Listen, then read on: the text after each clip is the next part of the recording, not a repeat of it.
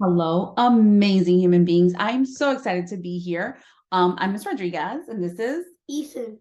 and we are going to have another STEAM book that we are so excited to share, and it's called Iggy Peck Architect. And we're very excited to share this book because it's part of the same book series that we're going to probably do throughout the week.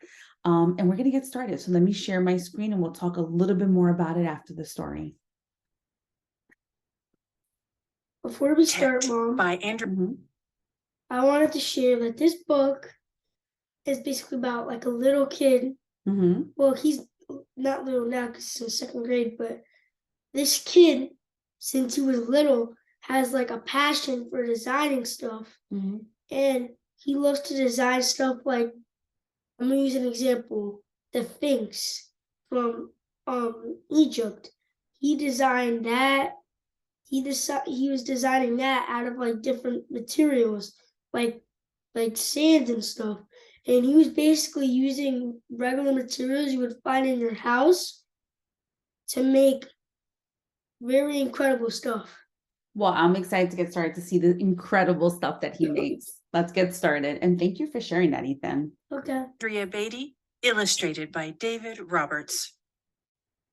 Young Iggy Peck is an architect and has been since he was 2, when he built a great tower in only an hour with nothing but diapers and glue. Good gracious, Ignatius, his mother exclaimed. That's the coolest thing I've ever seen. But her smile faded fast as a light wind blew past, and she realized those diapers weren't clean. Ignatius, my son, what on earth have you done? That's disgusting and nasty. It stinks. But Iggy was gone. He was out on the lawn using dirt clods to build a great sphinx.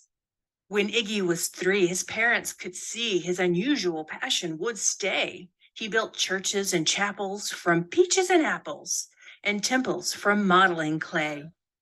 At dinner one night, to his father's delight, Iggy got a bright gleam in his eye, and out on the porch built a St. Louis arch from pancakes and coconut pie. Dear Ig had it made until second grade, when his teacher was Miss Lila Greer. On the very first day, she had this to say: "We do not talk of buildings here. Gothic or Romanesque, I couldn't care less about buildings, ancient or new." She said in her lecture about architecture that it had no place in grade 2. That might seem severe, but she was sincere. For when she was no more than 7, she'd had a great fright at a dizzying height in a building so tall it scraped heaven. On an architect's tour of the 95th floor, young Lila got lost from the group. She was found 2 days later in a stuck elevator eating cheese with a French circus troupe. After that day, it's quite safe to say she thought all building lovers were nuts. As a teacher, she taught that, above all, one ought to avoid them. No ifs, ands, or buts. As you might guess, it would cause Iggy stress to hear such terrible talk. But he didn't hear. He sat in the rear while building a castle of chalk. You, Iggy Peck, your desk is a wreck. Tear down that castle right now. You will not build in here. Is that perfectly clear? Do you need to see Principal Howe? No, ma'am, Iggy said. He lowered his head and his heart sank down to the floor. With no chance to build, his interest was killed. Now second grade was a bore. After 12 long days that passed in a haze of reading, writing, and arithmetic, Miss Greer took the class to Blue River Pass for a hike and an old-fashioned picnic. They crossed an old trestle to a small island nestled in the heart of a burbling stream. But they no sooner passed than the footbridge collapsed and Miss Lila Greer started to scream. We're trapped here. Oh my, alas, kids, goodbye. Her eyeballs rolled back in her head. She dropped to the ground with a vague groaning sound. Luckily fainted, not dead. The class was amazed. They stood there quite dazed, uncertain of what they should do.